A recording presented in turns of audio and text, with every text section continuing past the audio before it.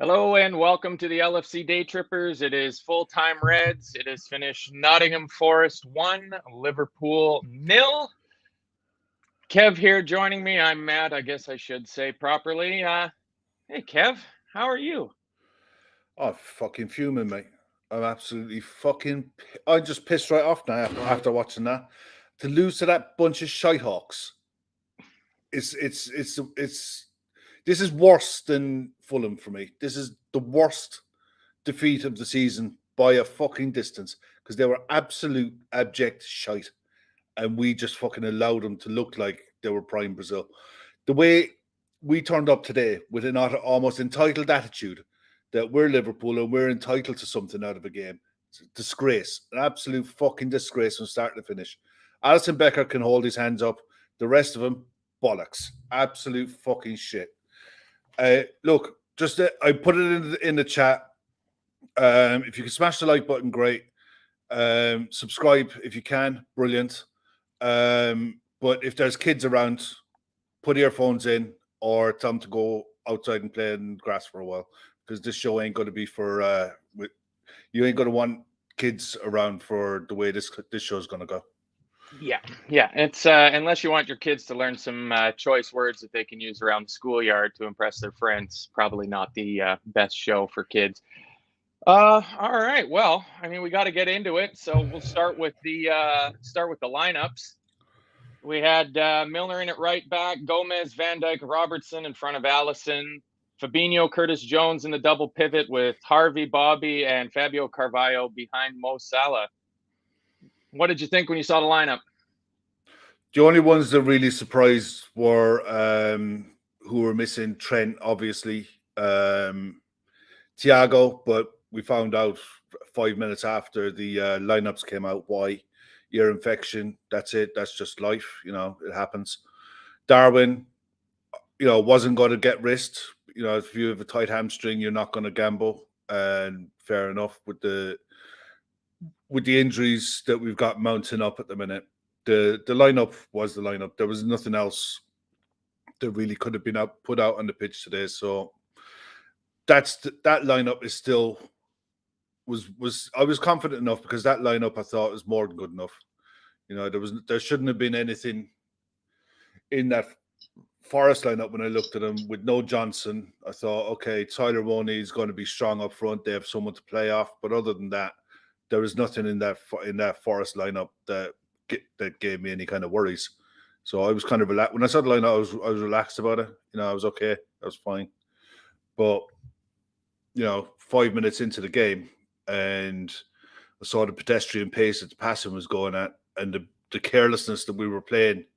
Some of the passing in midfield, I just thought, nah, something's way off. We were miles off where we needed to be. There was no intensity in the passing. There was no speed in it. There was, it just looked wrong from the very start. I couldn't get over how lax we were on the ball and how careless we were. Giving the ball up in midfield, we gave them half chances to hit us on the counter. And look, it doesn't matter what league you're playing in. If you're careless with the ball in and around the middle of the park, you're going to get punished. And it was only a matter of time before they got one right, But the way we started off, I was concerned, and that's just to say the least. And that's just not the players that were on the pitch. It was just everything about it. We were just not on it at all. We were atrocious, and there's no dressing it up. I'd normally look for some kind of positives. I'd normally look for something in a game to take away and say, yeah, I can cling to something. Not today. That was brutal. Yeah. Sorry, Matt. Go on. Oh, it's okay. I was just going to say, the lineup, with the exception of the late exclusion of Thiago for the obvious, unavoidable reason. I mean, it's just a bummer that he comes down with a little sickness before the game. I was excited to see Harvey and Carvalho in the same team together, playing on either side of that three in the 4-2-3-1.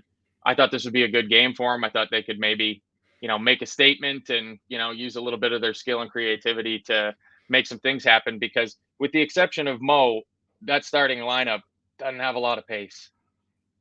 No, and the way they were set up was 4-4-5-1. we've come up against this setup so much.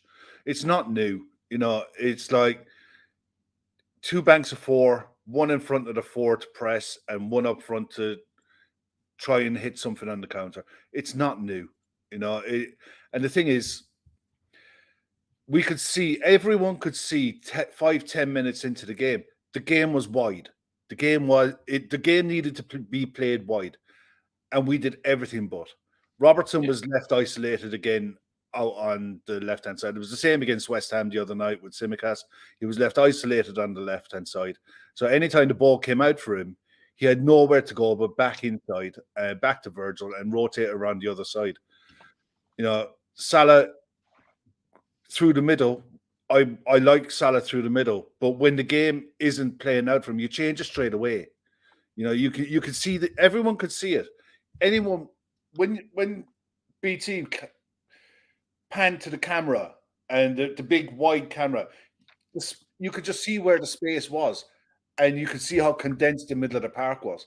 And if you're not going to get intricate passing, quick 1-2s in and around that, then you have to go wide to come back in. And we just kept trying to force everything down the middle, and it was easy to defend, even though Forest are a brand new squad thrown together at the start of the season.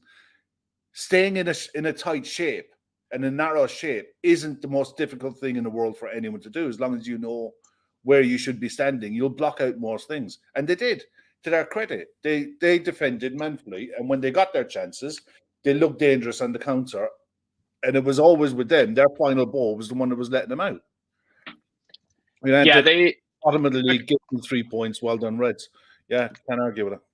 Yeah, it's such a disappointing performance to put up in a game that you should be expecting to take all 3 points from. I mean, we were all pretty buoyant, rightfully so, after the City game. We looked great. We looked back to our absolute flying best and being able to shut down that attack. But the West Ham game was, it was a bit of a come down, and I was okay. Maybe that's just a bit of a hangover from the exertions of that City game. But yeah, I mean, this was just like the pedestrian nature of everything was just terrible. And for me, one of the big takeaways of that highlighted it was Curtis Jones on the ball. He was getting the ball, and they obviously had a game plan of triggering their press when Curtis Jones got the ball, because the ball came to him, and Cheick Kouyaté, I thought, had a great game for Forest. He was all over the midfield. He was snapping into tackles, and he was right on Jones every time he got the ball. And when he got the ball, he wasn't moving it quickly. He wanted to take a couple touches. He wanted to spin a guy, and it just, everything about it just slowed the game down so much. I've taken notes here through the game. I thought in the first couple of minutes, defensively, we looked good. Virgil was stepping out of the back line a lot to cut the balls out, trying to, strangle off the ball going into their front players to Taiwo up top for them. And I thought that looked positive.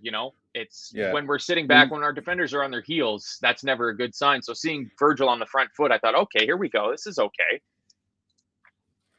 But you look at, there was one part in the first half, the first real chance, I suppose. Harvey Elliott played that ball in over the top for Carvalho to trap it.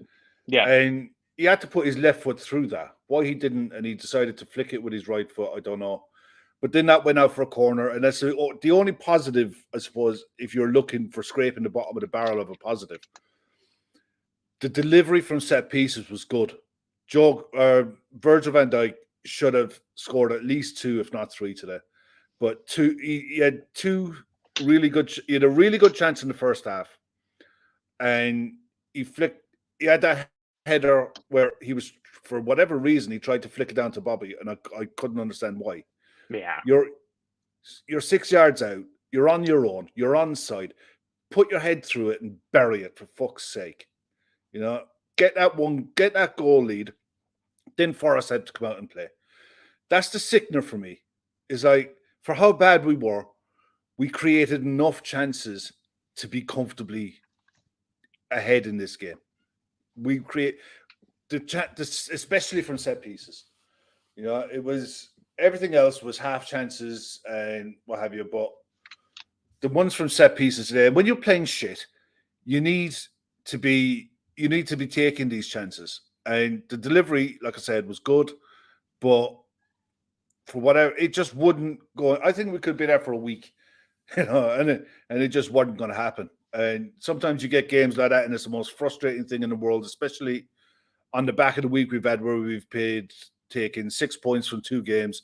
Going into today, you really expect to be taking 9 from 9 in 3 games.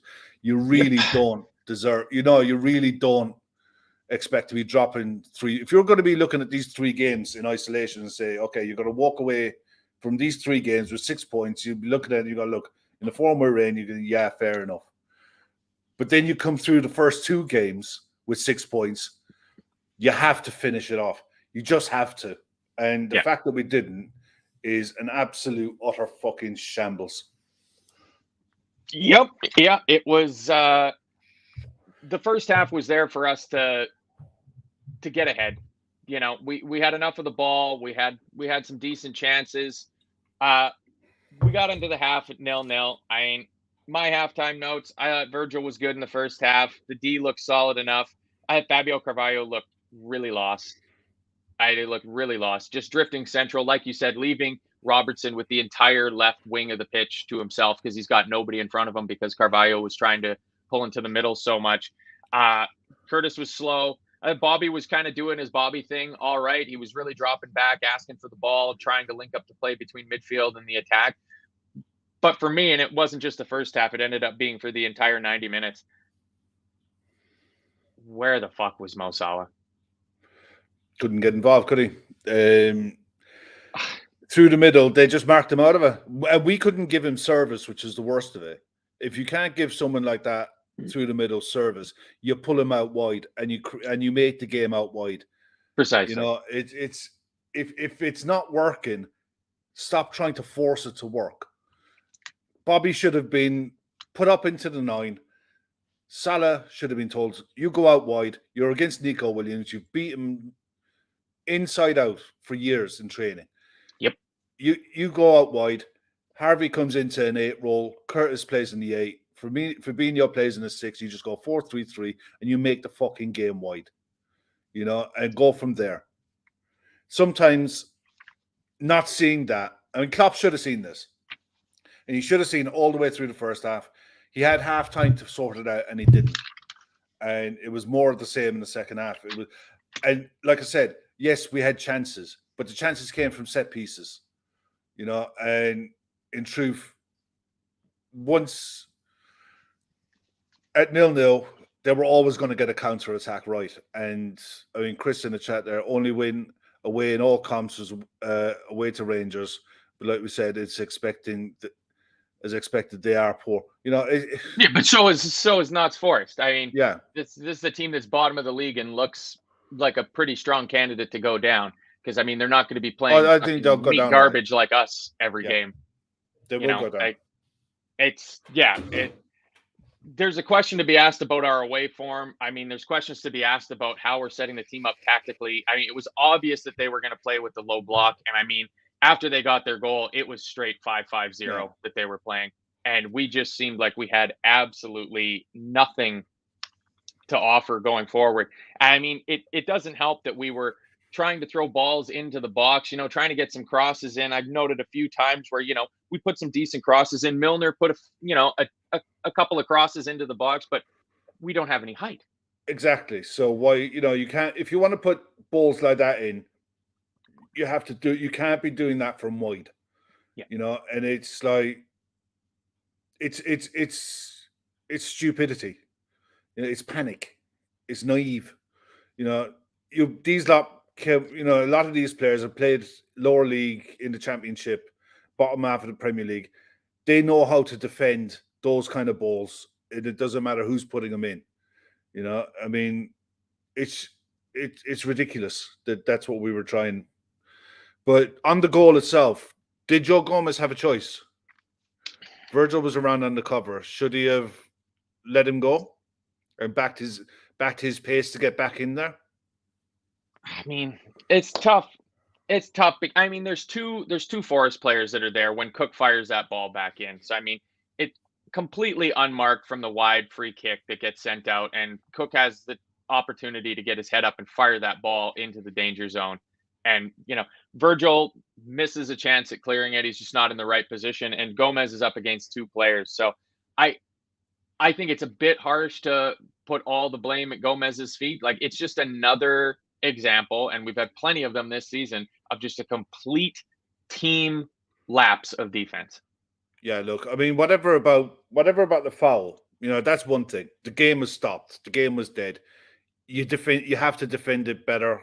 The ball around the back, it was obvious how that free kick was going to be worked, that they were going to look it out for the long ball, long diagonal across, pull it back. I mean, Virgil has to stop that ball coming back in. And when he doesn't, it's just an absolute, it's carnage in the middle of the box. It just so happened to bounce the tie up. And he shinned the first one and knocked in the rebound. That's car crash stuff, but you have to stop at its source. If you're going to give the free kick away, fine, you take the book in. I understand why you did it. You reset, but you have to defend it properly. And more often than not, we do, because it's one thing that we are pretty good at is defending from set pieces. We don't really concede that many, if any at all, really. It's very rare that we concede from set pieces. So to concede in that manner, in that kind of a scramble, is frustrating to say the least, especially given the context of the game and how toothless we were up front. It was always going to be the odd goal that would decide it. And I mean, in the lead up to their free kick, like, Gomez is dawdling on the ball and he gets caught by Taiwo, and Taiwo wins it and he takes him down. And when he took him down and took the yellow card, I thought, great. That's the sort of thing that we haven't been doing enough of, is taking those tactical fouls. They're just going, shit, I'll take the yellow card. We're not going to let him break here. And that should have been the end of it, because then we've got the time to get back and get set and get organized, and it shouldn't have been an issue. And from there, so the free kick shouldn't have happened in the first place, because Gomez is taking way too long on the ball and allowing himself to be dispossessed by their striker. But once he fouls him and we're able to reset, that should have been the end of it. Because like you said, we are normally pretty reliable at defending free kicks, but it was just nobody was switched on. Like, nobody was paying any attention to what was going on in the game. It was you could from wherever the camera angle was, you could just see Cook making that overlapping run on the outside, and it was like it was in slow motion. Everything just happened like it was like, I'm going. The ball is coming. Shit, look, I'm here, and he just hoofs it across. There was no aim or anything. It's just put the ball back into an area, and Virgil is blocking the inside where Allison already had that covered. If he was 2 foot to the other side with his body shape, he blocks that, and it's ifs, buts, and maybes.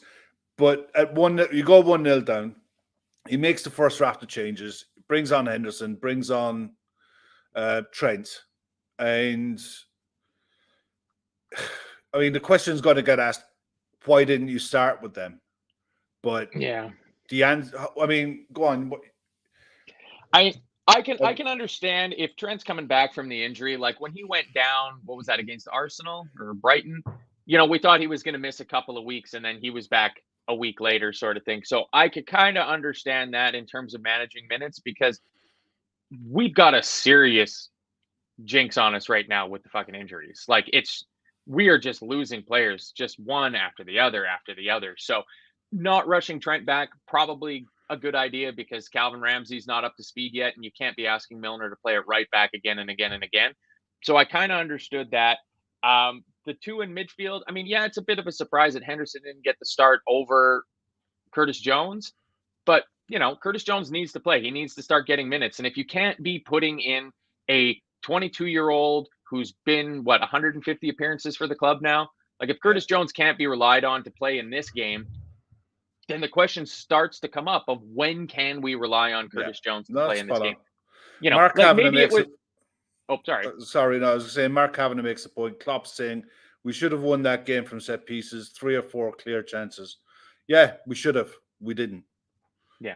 But Klopp is right in what he's saying. And I don't think that's a deflection. We did have enough chances to get 3 points, and they weren't bad chances. There were good chances that you have to finish. And, Henderson came on, the intensity went up in midfield. You're 1-0 down, but it's going to go up because you have to push forward. And we did. We tried to force it, and you could tell when Trent came on, he was more adventurous going forward. Robertson got higher up the pitch. Then when Carvalho went off, Curtis played higher and wider. So the pitch was opened up. This is what that shape should have happened inside the first 10 minutes. But it took until about the 75th minute for that shape to happen, where the fullbacks pressed on and the wide players stayed wide, Yeah. What's Chris saying there? Writing the book. Yeah, it's turns out this is the reason for all of our problems here. Yeah. I thought it was because we didn't have a club doctor. It's not like we have a whole medical department, but we don't have a club doctor. That might be in one of the chapters I haven't quite gotten to yet. The tactical switch of not having a club doctor and seeing how that works out for us. I mean, imagine all the money that'll go into the transfer budget now that we're not paying a team doctor. So think of that. That's Mark makes the point there. I thought Milner did well for Trent today. He did. Defensively, Milner was solid enough. He was absolutely fine. It's just what James Milner can't give you is someone who's going to overlap or make the pitch wider, higher up the pitch more times than not. He was always behind, and because of that, the pitch was narrower. And it's just the way the game panned out by playing him. It's just one of those things. But as a player, he was absolutely fine. Milner was not shocking for the goal. If you're blaming James Milner for the goal, then it's just your agenda showing, Jonathan. I'm sorry. Milner was absolutely not shocking for the goal. No, I don't think that you can blame the right back for not coming over and marking one of those two guys in the middle for that left, one. On the left post. I mean, come on. That's just ridiculous. There's a couple times I've noted in here that, it's Milner, 35 minutes, Harvey on the underlap to Milner, crossed it in. We ended up getting a corner out of it. So, it was obvious that there's been an obvious, to me at least, tweak in terms of our right back positioning. That start of the season, Trent Cavalier, by trying to be João Cancelo for us, of you can drift wherever you want and go forward and don't worry about being back in position. I think that's gone. I think our frailty at the start of the season when we tried to play like that is finished. And that works well when we have to put Milner in at right back because he's just not capable of doing that. That's not the type of player that he is. So defensively, for me, Milner at the back was fine. Yeah, he did exactly what he needed to do. Yeah, he's not going to offer you a level of threat that's world-class going forward. But Dylan Miley saying, Kev and Matt, the next two transfer windows are crucial. We may need to put the foot down and bring in 5 or 6 players. We need a rebuild. You're not wrong. The next 2 windows are, January is huge. We don't normally, it's not a window that we normally dabble in too much. Excuse me, sorry. Diaz won a side. It was, that was kind of forced. But January can't come soon enough. A lot needs to change. A lot. I mean, there's the one thing that you could say today, the reason we lost today wasn't Curtis Jones. The reason we lost today wasn't Fabio Carvalho. It wasn't Harvey Elliott, who I thought was okay. It was your senior players, again, didn't turn up. Virgil missing 2 chances, 2 really, really big chances in a tight game where set pieces mattered. That was unforgivable for me. That was atrocious. And he's got to hold his hands up, and that shit can't fucking carry on. Yeah. Salah was anonymous, and the fact that he couldn't see that himself, that Klopp couldn't see it and didn't try to change it, that shit. If we play like that against Ajax midweek, we're in a world of fucking trouble. Yeah. Boy, I don't even want to think about our next game after watching that last one. Yeah. I mean, the chance that Virgil had at the end, it's a good save by Henderson, but Virgil is completely unmarked. 9 yards out from goal. He's just got to put it in the corner. Like, it's a bad miss for Virgil. And it wasn't Trent had a half chance with the header as well. I mean, look, it was a half chance at best. Henderson made a good save. The only thing you could say is if you're not going to head that down, head it up into the corner. By heading it where he headed it, he gave the keeper a chance. Exactly. That, it's just one of them. You need one of those to go for you, and like I said, when we're playing absolute dog shit, you need a bounce sometimes just to bounce right in the box. And we had plenty of scrambles in their box, and all you needed was a ball to fall to someone, rattle it in with 10 minutes to go, and you're in with a chance of nicking 3 points. But look, in fairness, the truth is we got what we deserved out of this today. Yes, we deserved nothing, and we got nothing, and we can't have any complaints about getting nothing. So there's no fucking point in saying different. Yep. I mean, it's really hard to take any positives out of this game. I mean, once again, we have the best goalie in the world. Yeah. Thank God. He made some crucial saves again. Tommy made a point there to make two slow making chances. Yeah, I thought I mean, look, how passive was it? I mean, what do you think? It was criminally slow. We had one, it would have been around the 60, 70-minute mark where we broke the ball and it went to Jones on the left, and he had the chance to just put his head down and drive forward because we kind of had numbers, because at that point they were in, park the bus mode was activated for them. And instead of doing that, it was stop. It was back into Henderson, back to Virgil, and around the back. And it settled into this pattern towards the end of the game where they had 2 banks of 5, and we had our 2 center halves and our double pivot midfielders passing the ball back and forth to each other in front of their first bank of 5. Well, that's leaving us with 6 guys to play against their 10. How is that going to work for us? Like, there was nobody trying to break any of the lines. Like, there was plenty of times where the ball was being passed around between Henderson and Fabinho, especially Henderson and Van Dijk as well too, where Andy Robertson or Curtis Jones would make this out to in run, and the ball would get passed back and cycled back around again. And another run would get made and passed back around again. I don't know. Sorry. That's okay. It's the difference between having Thiago on the side and not having Thiago. Thiago sees these passes. Henderson doesn't, and it's not his game. But the one thing that he did do when he came on is he pushed everyone forward, and he pushed everyone. He pushed the fullbacks. Both fullbacks were higher as a result of him being on the pitch, because when he wasn't, and Curtis was in playing with Fabinho in the middle of the park, it's a position I've never seen him play before. Yeah. And bearing in mind that's his first start in God knows how long, months. I wasn't expecting him to pull up trees. It was the only thing you'd hope when you're coming into a new position and you're coming into a game, your first start. Keep it simple, keep it safe. And like you said, he wanted too many touches on the ball.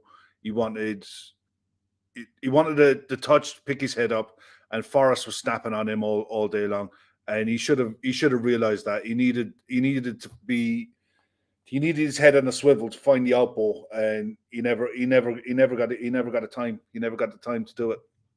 Yeah, I like this comment here from Mark Kavanaugh. If only we had players who had the impact of Gerrard or Carragher as leaders. Too many in this team concentrate on their own game and not the team. Not so much that I agree with all of that, but one thing that I noticed that I thought was absolutely pathetic was I saw none of the players yelling at each other. Yeah. Nobody looked pissed off about that. And that, like, Klopp did on the sidelines. There was a few times where he looked absolutely furious. But normally in a game where the intensity isn't there, you've got Henderson screaming at people and Virgil screaming at the other players to, like, yeah, come on, let's go, let's do this. And everybody was just meh, walking around. Like, it's... Yeah, there you go, Chris Golding. We need to bring on the ball boy from the Barca game. Well, that time might be coming sooner than... You're down to that now. This is the problem. I mean, people I've seen in the chat talking about Oxlade-Chamberlain and that coming off the bench. He's fit. There's no one else, But you throw Bobby Clark in there, Other than that, I looked. Chris Brack sent me the team sheets today, and the first thing I looked at my first glance was looking at it, and I thought, okay, we're going to go 4-3-3. Then I looked at the bench, and I thought, there's only 3 viable substitutions that can be made off that bench. Everything else is just panic. Yep. So that's how down to the bare bones we really are. And it's not an excuse, but it's a reality that you take out the amount of first team players who are missing, you're going to have issues. That's the first time, I guarantee you, that 11 has ever touched grass at the same time. Yep. And it was always going to be one of those games where it's going to be frustrating to watch. But we created this has been the one sticking point with me. We did create enough chances to get 3 points out of that. We really fucking did. And this is where the senior players have to stand up. When a chance comes, you have to take it, because you look around. You can't be. I'd never lambast or blame the kids for this kind of performance. It's not on them. The senior players are the ones who got the chances today, and they didn't fucking take them. Yeah. And that's why we're sat here with nothing. After listening to some of the fucking chants that went around that ground today, to come away from there with nothing really sickens my fucking hole. Yeah, it would have been nice to put the boots to them, because they deserve it for that sort of fucking carry on from their fans. Yeah. But I mean, it's to be expected. It happened last year in the cup game when we played them as well too, if I remember correctly. So, look, if we could ask one thing, if you guys if you smash the like button, subscribe, it does help us out a lot. It helps get us up higher up the algorithm on YouTube. It helps more people to see it. Also helps keep the lights on, basically, and gets us more content out. It's all free. Believe me, none of us enjoy this part of it, coming on talking about a loss, but it is what it is, and we do it, and hopefully we give as many of you guys a chance to get your voices heard as well. Thor there, Allison, our best player by a mile. Only time we made Forrest worry was when he went up front. Yeah, I seen Allison coming up for the first one. I thought, look, shit or burst, you never know. If anyone was going to do it, he would.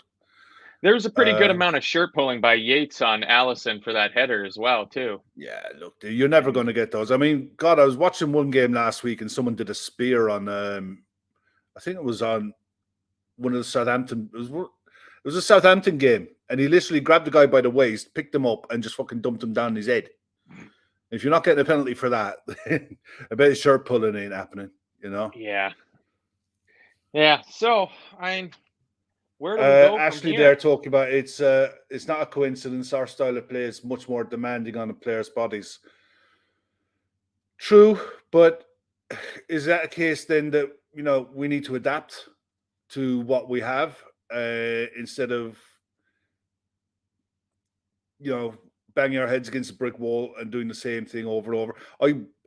When Virgil went down holding his ankle, I thought, oh fuck, I thought, that was here we terrifying. go. I mean, for the chances that he missed going forward and the laps that he had for the goal, you cannot be losing him. Yeah. It's a great point by Kieran B here. How did Kouyaté not get a yellow card? Let's see here. I got it written down. Harvey Elliott helped him out a lot. After 13 minutes, Kouyaté had made 3 fouls in about 2 minutes at the 13-minute mark. And then at the 40-minute mark, he absolutely cleaned Harvey out, and the referee went over and gave him a little verbal warning. So I'm not sure how Kouyaté didn't get a yellow card in that. It looks like it's in the name of letting the game flow. Yeah. But look, Harvey helped him out a lot by jumping straight back up. I mean, Mo went down. The one where Mo went down, that worried me, because he goes to ground like every forward does. He doesn't stay down. It's very rare you see Salah stay down. So, and that kind of an innocuous knock to the lower part of your back. Anyone who's ever had any kind of back trouble knows that kind of excruciating pain you can get in your lower back. It passes really quickly, but my God. But yeah. Laszlo, I loved Elliott's attitude there. I don't. I look at the situation of the game, and if you can gain an advantage, you gain an advantage any which way you can. He should have stayed down and made the most of it. Well, there you go. Gareth Cambridge says Bruno gets Kouyaté sent off today, and that's the difference. Yeah, Bruno that's some of Bruno that is an dark arts. experienced, savvy senior pro who knows whose game intelligence is years ahead of where Harvey is, and Harvey should have made the most of that. I'm sorry. Yeah. It's not nice. Yep. People don't like seeing it, but Kayate was out of control. That boot was ridiculously high. And the fact that Tierney just gave him a, please don't do that again. Yeah. Yeah. Piss off. Yeah. And that was after he had put in a couple of pretty hard challenges. Like he had already. Yeah. Oh, he was really good. Don't get me wrong. Yeah. He was really good today.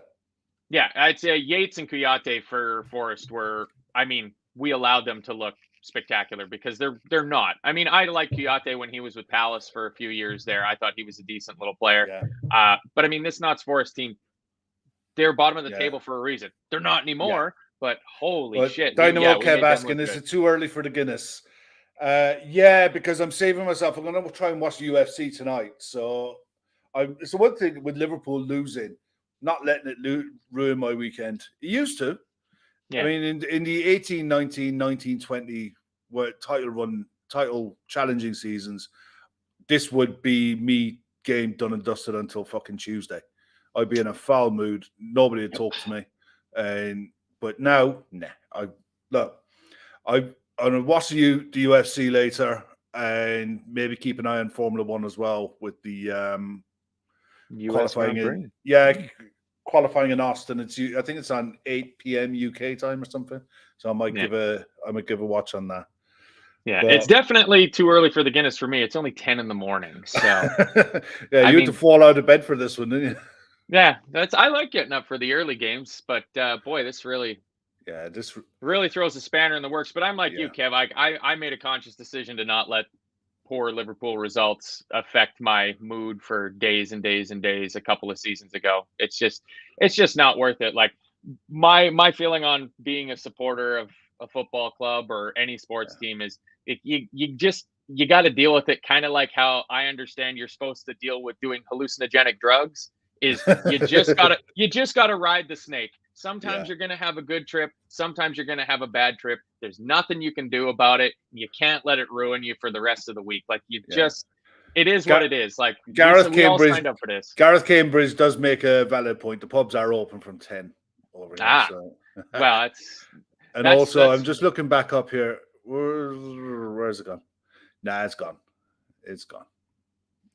Red Steve is now putting this at my feet that we have lost because I've been insisting on calling them Notts Forest all year. So, yeah. No, I'm blaming Keith because I guarantee you Keith's at home watching this. Keith wasn't watching the game. Well, I'm going to put some blame on my wife who decided to triple captain Salah in her FPL this season. So there's a reason that she's about fifth bottom in the 600-person Trippers League. She's not having the best season so far with the fantasy. It's just so frustrating. It is sickening when you get 2 hard wins back to back that you throw away all that good work on this, on an abject performance like that. And to be fair, it was Ashley who made the point earlier on in the chat. We still haven't won away from home in the league. And that's something that Klopp was saying it earlier on in the week in his press conference that every game is a cup final. This table will get stretched out very quickly, and you don't want to be leaving yourself with too much to do. No, and especially this weekend because it was a weekend to make up ground on the teams that were ahead of us with Chelsea and United playing each other. There was the opportunity there to get that much closer to the top 4. Yeah. Gareth is making the point. Our next away game is the Spurs. Yeah, do you know what? I'm not bothered about that. Because I honestly think you look at playing City, playing West Ham, the threats that they have. Playing Spurs, the threats that they have. The attitude today was all wrong. There was definitely a sense of entitlement going into that game today. And it's something that we'd eradicated a long time ago under Klopp. Something that was very common under Brendan. There was an entitlement that we would just turn up and get 3 points because we're Liverpool. That performance today stunk of that. That it'll happen. Someone will do something. And it's just not good enough. What do you think of Pixie Izzy's comment that if Klopp was manager of any other top team, he would be sacked tonight? Yeah, but he's not manager of any other top team. He's manager Precis- of Liverpool, and Precisely. we don't We operate don't that way. I get where exactly. she's coming We don't from work like that. because look, if you look at it in the round, let's put it this way: if you look at it in at the bigger picture, his hands are really tied in what he can put out on the pitch. But at the same time, there are things that he got badly wrong today, and it's gotta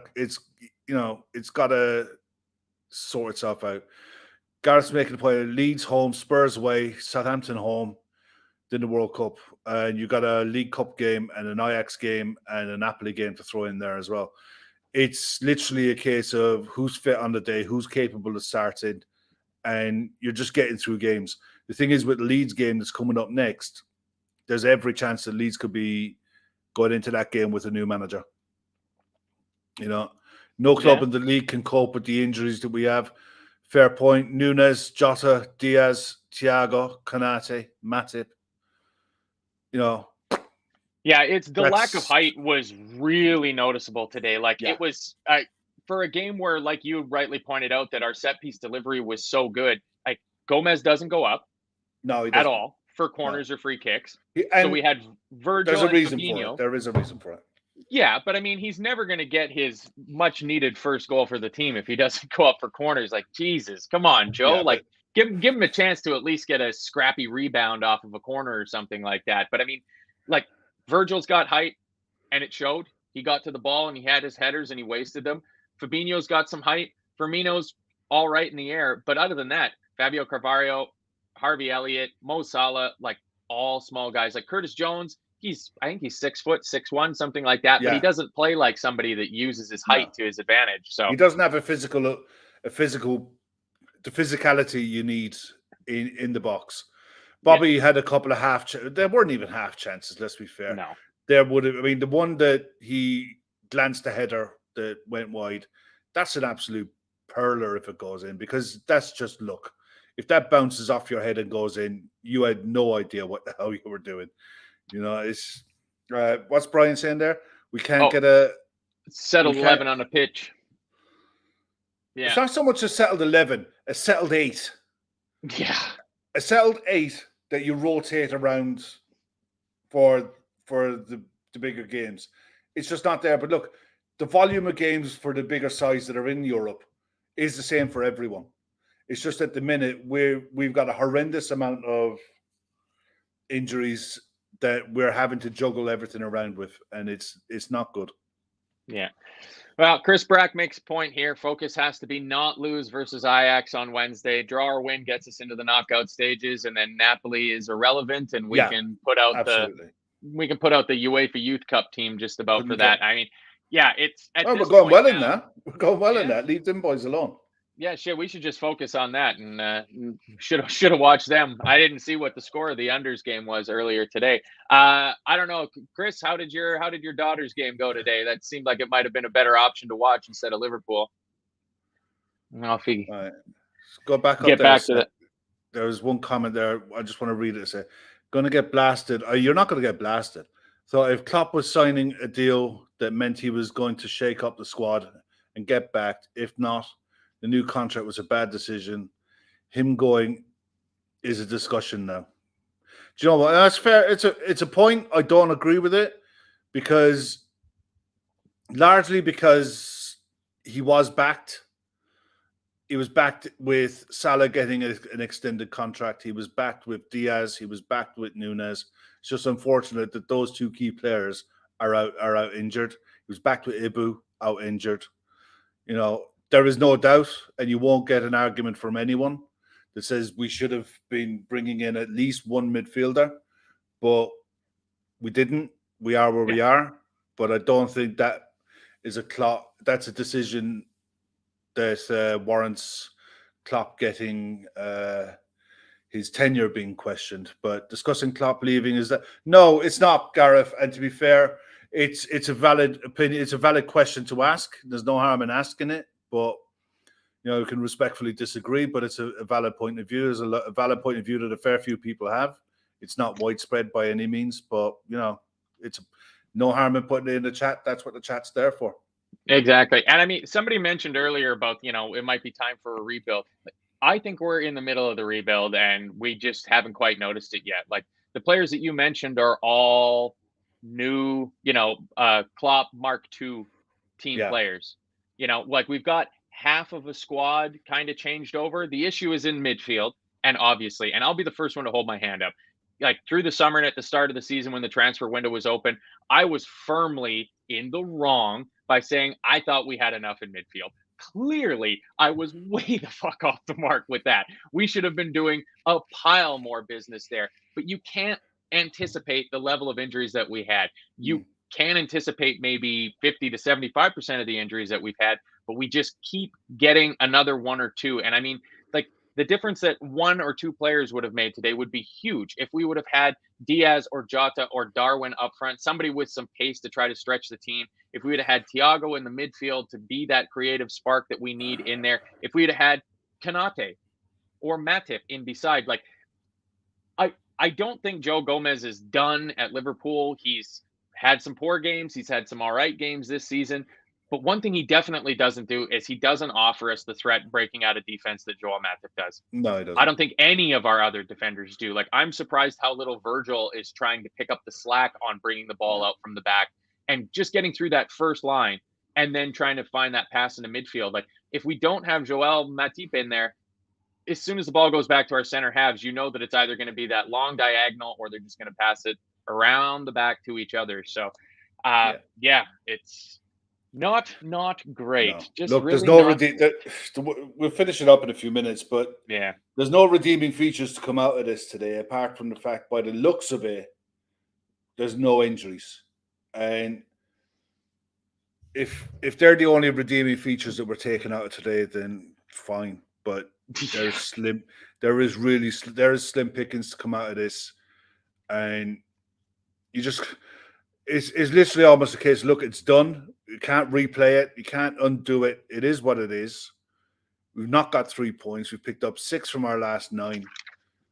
The table will tell you where we are at the end of the weekend, and Yep. dust ourselves down for Ajax on Wednesday night. That's all. It's all we can do is. Game. Yeah, we need to focus on getting through our Champions League group at the absolute minimum. I mean, it's as long as you're into the knockouts for the Champions League, it's a totally different ball game when Champions League comes back in the new year, sort of thing. But I mean, we need to really buck up our attitude and show some sort of spine and desire on Wednesday when we go to Amsterdam. All right. Well, just before we go, I'm not sure how many are left. There can't be very many, more than a handful or so of the LFC Daytrippers. I'm going to call them toques because that's what they are. I believe you guys call them beanie hats, which doesn't make any sense. But we are Liverpool.ie is the partner that we've gone with to get these things made. Just a little trial run to test them out. I can't wait for mine to come because it's already getting to be toque weather here in Canada. It's getting pretty cold already. If you go to our link tree, you'll find the link in there to head on over and get yourself one of these beanie hats before they're all gone, or go to weareliverpool.ie. And a reminder that if you buy anything from weareliverpool.ie before November the 18th, you get entered into a draw to win a Liverpool prize bundle, which I believe has a shirt, a hat, a beanie cap, and a water bottle in it. And if you buy more than one thing, you get more than one entry into the contest. So increase your chances by getting a few more things from the good guys over there, Gavin at weareliverpool.ie. But other than that, anything else before we get out of here, Kev? No, listen, just enjoy the rest. Forget about the result. Enjoy the rest of your Saturday. The lads will be back tomorrow night for the Fat Back Four, where they'll have digested this shit show and probably not going to watch Match of the Day tonight, I'm going to be honest. But yeah, Gavin, the lads will go through this and look forward to the rest of the week. And as usual, there's a full week's worth of shows to come. So just keep, like, subscribe, turn on the bell icon so you know when the show goes live. And there was also a really good show that Gav put out on Friday morning, actually. It's on the YouTube channel. If you go into the show's videos, the guy who does the commentary bit for Martin Tyler, the bit on Twitter. Andy Cantwell. Andy Cantwell, that's him. If you guys who are regulars in the chat, you know about the random chats that this channel is kind of famous for. This is up there with that. it's well Yeah. worth investing a bit of your time. So Yeah. Yeah, I really liked it. give I it a listened go. to it at work yesterday, and it sounded like Andy and Gav have been mates for a while, sort of Yeah. thing. Like it was a really good chat. He's a funny guy, and I took some time out to watch a fair few of his videos yesterday, and they're just absolutely hilarious. So, and he's a Liverpool fan too, so you got to Yeah, like that. I'm sure it he's is. loving today's result as well. So, Yeah. yeah, I think that's about enough for this. Hope everybody can enjoy their weekends. Like Kev said, Fatback 4 is on tomorrow. So see what the fellas have to say about the absolute slow motion car crash, to quote somebody from the comments earlier, that was this game. Thanks for joining us. LFC Daytrippers, full-time Reds. We'll see you again.